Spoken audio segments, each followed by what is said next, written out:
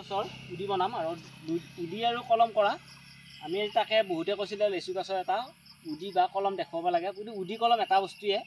আমি গাঁৱত উদি বুলি কওঁ, বেলেগ জেগাত কলম বুলি কওঁ। আৰু তাকে আজি অলপ মাটিটো মাৰি আছোঁ। ইয়াত মাটিটো খুব মিহিকৈ মাৰিব লাগে, যিহেতু গোবৰ আৰু শুকান গোবৰ আৰু মাটি দি লৈছোঁ। যিহেতু পূৰা মিহিকৈ মাৰিলে অলপ বোকা অলপ সানি ল'ব লাগিব। ইয়াক আঠা কৰি লৈ খুব মিহি লাগেতো।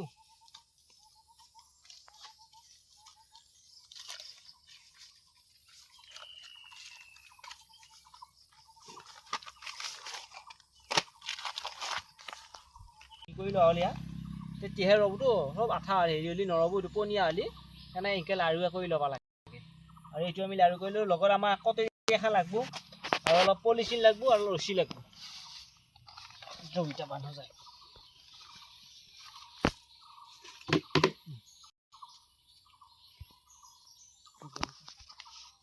লেচু উদিটো বান্ধিম। ইয়াৰে সম্পূৰ্ণ আমাৰ এই 2 আঙুল মান জেগা সম্পূৰ্ণ বাকলিটো এৰি দিব লাগিব দেই। এইটো কাটি ইয়াৰে 2 আঙুল মান ল'বি আৰু এই 2 আঙুল মান লৈ সম্পূৰ্ণ বাকলিটো কাটি দিব লাগিব, ছালটো এৰি দিব লাগিব। ইয়াৰে বাকলিটো এৰি দিব লাগিব, তেতিয়াহে পোখা আহিব। আৰু লেচু কলম কৰাৰ কথা মোক বহুতে সুধি আছিল, এটা ভিডিঅ' দিয়াৰ কথাও কৈছিল। আৰু পালি ভিডিঅ'টো অকণমান শ্বেয়াৰ কৰি দিছোঁ বাৰু।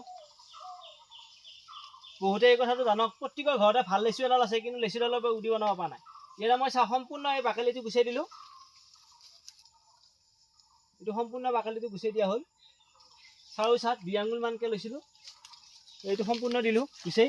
তাৰপিছত আমি যিটো আমাৰ মাটিটো লৈছিলোঁ, এইটো মাটিটো ইয়াৰে মাটিটো আমি ইয়াতে কোনো ৰুটেক্স হৰমন দিব নালাগে। এইটো হিয়াৰ পূৰা এনেই হিয়া আহিব।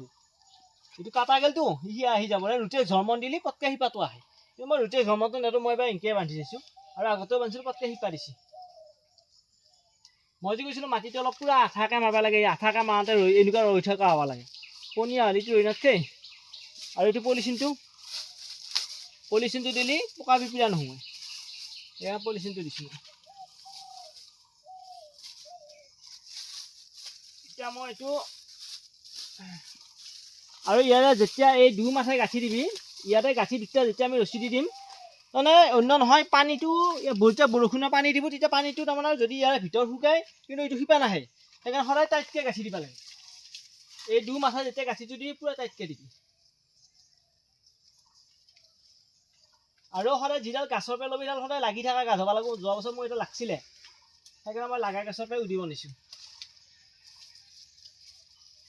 আৰু শিপাটো কিমান দিন আহিব সেইটো সুধিব পাৰা, কিন্তু শিপাটো 1 মাহ লাগিব। পূৰা সম্পূৰ্ণ যেতিয়া শিপা আহিব লাগিব, তেতিয়া 1 মাহ লাগিব।